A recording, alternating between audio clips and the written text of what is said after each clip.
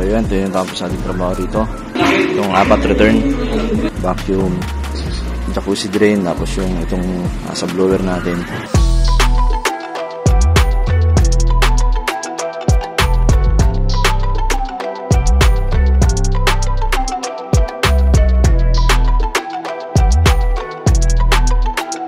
Tanggalin na natin yung mga cover. Sinag-testing na tayo. Gumagana lahat yung higop sa baba. Higop yung motor natin. Ayan o. Gumagana yung bakos natin. Buti hindi tumatapon ba dyan? Okay na. Pressure natin. 1 normal pressure. Ayan ang ating pump room. Ang gaano kalinis.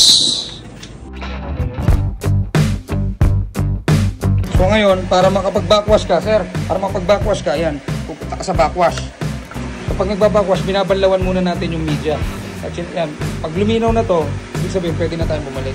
So every now and then yan, every 2 hours yan pag ganyan, kasi sobrang dumi nung ano nung pool nyo. Pinalilinis ko na muna to. Tinuturuan ko na sila kung paano linisin to. Ito, malaki-laking linisin to. Hindi kaya ng isang tao to. Trabaho to. So, tinuro na rin natin sa kanila yung mga chemicals at saka ano. So, hopefully, ma-execute ng tama at ma-maintain ng tama yung pool.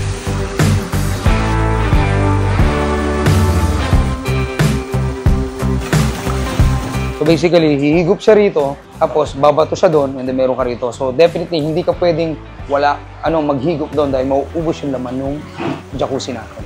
So, kaya overflow lang siya. So, yan.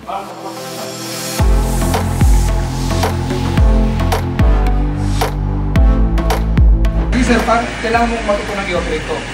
Meron kang mga function dito ng filter, backwash, rinse, close, whatever. Pero pinaka-main inano mo rito is yung filter. Yung filter, ang trabaho niya, hihigupin yung tubig, and then lalagay niya rito, and then babalawan niya, and then babalik niya ng malinis. So, yun ang filter siya.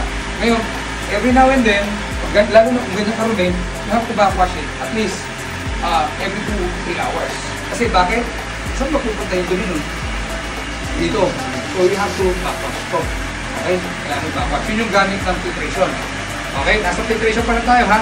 You have to remember, after clockwise, anything na ito-turn mo rito, you have to turn off the motor. Pag ino-open mo ngayon yung swimming pool, gusto mong paandarin ito, you have to make sure na may naka-on kang valve. Kasi once na hindi naka-on ang valve mo, sabog to. So then, the idea is, ihigop siya sa baba, ihigop siya sa pool, ito yon, higop, and then dadaan siya sa filtration, and then babalik siya dito. So, kailangan may nakabukas ka dito. Kasi pag wala ka nakabukas dito, wala siyang lalabasan. Anong mangyayari? Sabog dito. Basta bottom line, hindi dapat nawawala ng tubig si jacuzzi at gano'n din si swimming pool. Kasi pag nawala ng tubig sa jacuzzi, tapos humihigop siya, hangin na makukuha. That's why ngayon, dahil wala pa tubig yung jacuzzi, sinasara ko muna to. Para yung tubig na galing sa pool, binabato niya lang doon, makabalik na yung tubig sa pool. Kuha mo, nipte mo, okay? The system itself, kailangan mo umihigop siya, tanda mo, umihigop siya, at ibabalik niya ron. So you have to make sure na may nakabukas ka sa higop, meron ka nakabukas sa buga.